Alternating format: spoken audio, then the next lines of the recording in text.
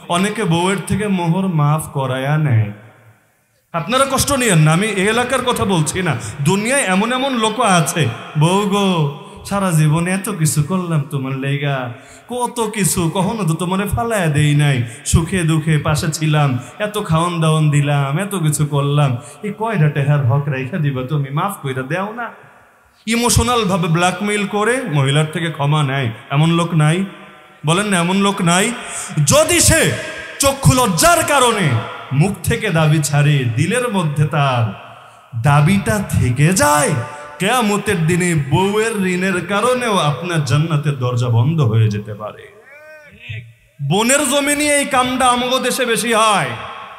জমি নিবি না ভাই নিবি, জমি নিলে লয়া জাগা, আর কোনোদিন মুখ দেখাইস না, মনে রাখিস ভাইকে কিন্তু বিপদে লাগে, পর কখনো আপন হয় না, আপন রে কিন্তু কামে লাগে, সুখে দুঃখে আমরা আগেও তোর পাশে ছিলাম, ভবিষ্যতেও থাকবো, জমি নিলে নিয়া জাগা, আর জীবনে ভিটা বাড়ির পাশে পা দিস না, আর না হলে আমরা তোর ভাই, তোর খেদমতে সদা নিয়োজিত।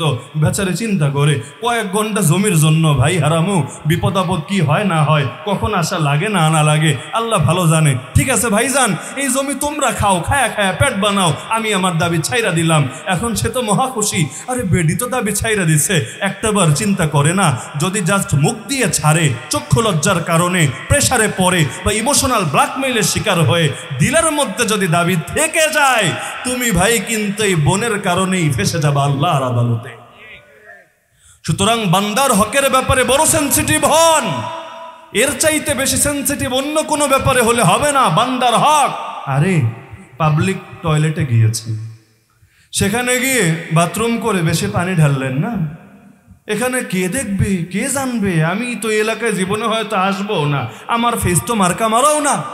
আপনি আসলেন এভাবে দুর্গন্ধ রেখে, আপনার পর আরেকজন ভাই গেল, পানি যেহেতু কম ঢেলেছেন দুর্গন্ধের কারণে তার কষ্ট হলো।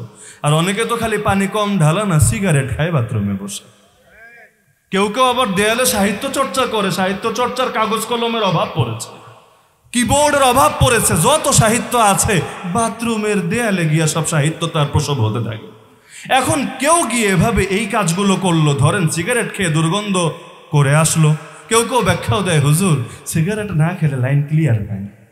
একবার তারাবি পড়াচ্ছিলাম এক মসজিদে, তারাবির আগ দিয়ে দুই মুসল্লির দেখছি তুমুল ঝগড়া, একজন আরেকজনকে ধরে নিয়ে আসছে, নিজেদের মধ্যে মিটমাট যেহেতু হচ্ছে না, এখন হুজুররে সালিশ বানাচ্ছে। আমার এসে বলছে হুজুর ও বাথরুমে বসে আল্লাহর নাম নিচ্ছে। এই লোক তো পেরেশান, সে আমারে বলছে হুজুর নাম নিয়েছে সত্য, করবো কি বলেন, পেট তো ক্লিয়ার হচ্ছে না, কষ্ট হচ্ছিল বেশি, এ কারণে অজান্তে আল্লাহর নাম বারবার মুখ থেকে বের হয়ে আসছিল, আল্লাহ বাইর করে দাও, আল্লাহ বাইর করে দাও। এখন উল্টা সে বিচার দিচ্ছে ওই লোকের নামে, কিন্তু হুজুর আমি নয়তো ভুলে আল্লাহর নামে নিয়ে ফেলছি, যদিও বাথরুমে আল্লাহর নাম নিতে হয় না, এটা আল্লাহ তাআলার সম্মানের খেলাফ।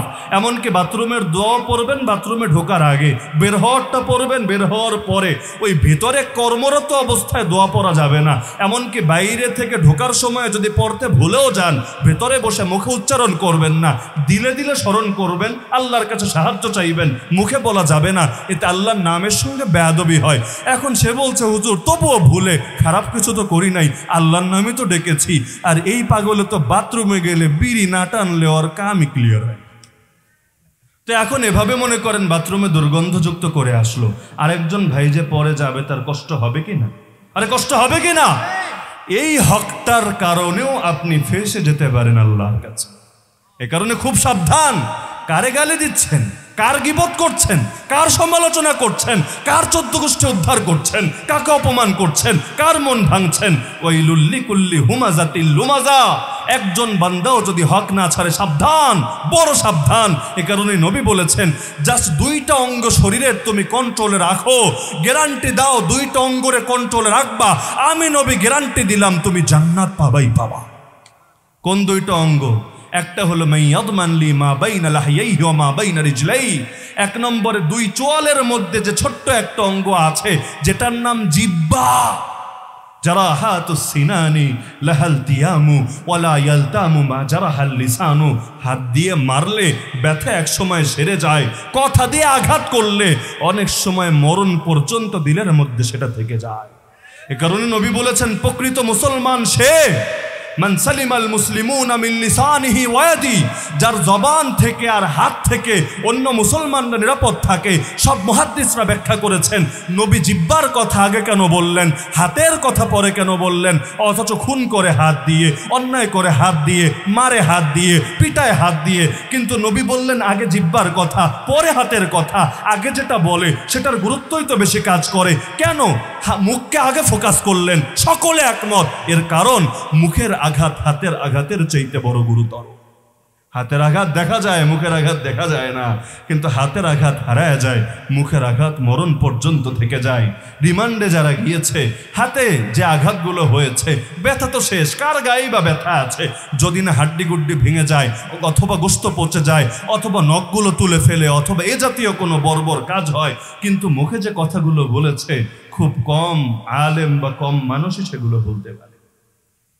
তো মুখের কথা দাম নাই। অধিকাংশ মানুষ, সহিহ বুখারীর হাদিস, অধিকাংশ মানুষ জাহান্নামী হবে জিহ্বার কারণে। ওয়াহাল ইয়াকুব্বুন নাসা ফিন নারি আলা উজুহিহিম আও ক্বাল আলা মানাখিরিহিম ইল্লা হাসাইদু আলসিনাতিহিম। নবী বলেন কিয়ামতের দিন মানুষকে উল্টামুখী করে, মানে পা উপরে মাথা নিচে, এভাবে জাহান্নামে নিক্ষেপ করবে তাদের মুখের অযাচিত কথাবার্তা। চায়ের দোকানে যারা বেশি বেশি আড্ডা দেন সাবধান, ঘরের মধ্যেও যারা গল্পের পসরা বসান সাবধান। সবচাইতে ভালো হবে যদি অন্য মানুষ নিয়ে আলোচনাই টোটালি না করেন, আর যদি অন্য কাউকে নিয়ে আলোচনা করেন খুব সাবধানে করবেন। সুনাম করতে করতেও কিন্তু দুর্নাম হয়ে যায়, প্রশংসা করতে করতেও কিন্তু বদনাম হয়ে যায়। আমরা শুরু করি ভালো দিয়ে, অমুকের মতো লোক হয় না, অমুকের মতো দামি মানুষ হয় না, তার এই গুণ সেই গুণ সেই গুণ সেই গুণ, বলতে বলতে লাস্টে গিয়ে তবে বলে না সবই তো ভালো, তবে তার এইটা কালো, এরকম একটা লাগায় না লেন্দ্রা। আচ্ছা, এই যে এতগুলো প্রশংসা করলেন, কয় নাকি, কিন্তু এই যে একটা গীবত করে ফেললেন, সব কিন্তু বরবাদ হয়ে গেছে। সুতরাং সাবধান, অন্য মানুষ নিয়ে কথা বলতে সাবধান। আর যদি বইলা ফেলেনি তাহলে কি করবেন? যারা বাইচা আছে ক্ষমা নিয়ে নেন। দুনিয়ায় লজ্জিত হওয়া আখিরাতে লজ্জিত হওয়ার চাইতে সহজ। আর যাদেরকে চেনেন না, জানেন না, বা ক্ষমা নেওয়ার সুযোগ নাই, নবী তাদের ব্যাপারে পরামর্শ দিয়েছেন কাফারাতুকা আন তাস্তাগফিরা লাহু, আপনার পাপ মোচনের উপায় হবে তাদের জন্য আল্লাহর কাছে ক্ষমা চানায়। আল্লাহ, আমার ভাইটারে ক্ষমা করে দাও, আমি তার উপর অন্যায় করেছি, জুলুম করেছি, আয় আল্লাহ আমি পারছি না কিছু করতে, তুমি তারে ক্ষমা করে দাও, তার দিলটারে আমার উপর খুশি করে দাও।